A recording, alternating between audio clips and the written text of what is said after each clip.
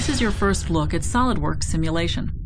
With rescue equipment like this, performance is everything. The product must work reliably every time. SolidWorks contains a powerful set of tools we can use to test out the performance of a design in many different ways. Two key areas that concern most designers are function and strength. Let's look at how SolidWorks Motion and SolidWorks simulation tools can help us evaluate these goals. We've seen how we can assemble our design in SolidWorks, but how do we know it's going to function correctly? It's invaluable to be able to validate the spreader operation without the need to cut metal or build prototypes, like in the case of this sketch layout concept. With SolidWorks Motion, we can easily test our design during the early stages of development to aid in sizing parts, bearings, motors, and actuators to ensure they meet our design goals. As we go through and refine our design, we can continue to use motion to validate the function. Here we have a test fixture to determine the piston force required at different jaw openings to meet a minimum spreader force requirement.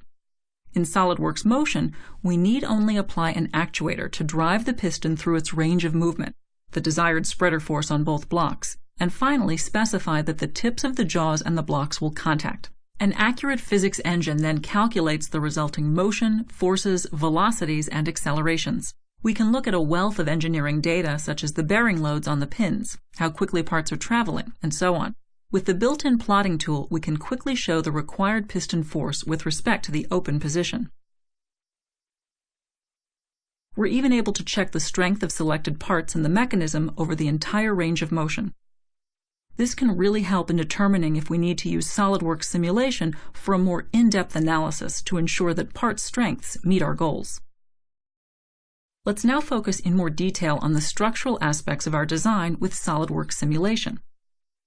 If we're concerned about parts failing, deflecting too much, or reducing weight, this is the tool for the job. Simulation can be used from the part level all the way up to the complete assembly to easily identify if the design will meet our needs. You set up the model just like you would when doing an experiment in the lab. We start by using fixtures to hold a part in place. We make selections just by picking on geometry. It couldn't be simpler. We then apply loads to test if our part is going to fail or deflect too much. Visual feedback on the screen makes it very easy to understand how we've set up our test. The checklist on the right-hand side makes sure that you have everything ready to test out your design's performance. After the simulation has run, you get immediate visual feedback on how the part is trying to deflect, which is great to confirm the test is set up correctly. It's easy to verify the factor of safety, stress, and deflection of the component. Simulation also allows you to look at many design variations very quickly with design studies. In this case, we want to optimize the pocket size to reduce the weight of the arms, but still ensure we meet the rigors of ripping open cars. The slider interface makes it incredibly easy to compare designs and find the right one to save the most weight. SolidWorks simulation also enables us to look at the entire design and understand how load is transferred between parts, as well as where the critical areas of the design are located. In this instance, we're looking at the loads through the entire spreader. A force has been applied to the hydraulic piston and the tips of the arms are being held in place. We're even able to slice through the model to look at any internal sections. Results update dynamically for immediate feedback.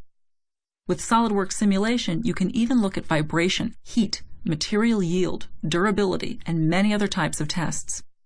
With SolidWorks Motion and SolidWorks simulation, you can test your designs before you build them, cutting down on prototypes, helping to make sure it will work the first time, and reduce the time it takes to reach production.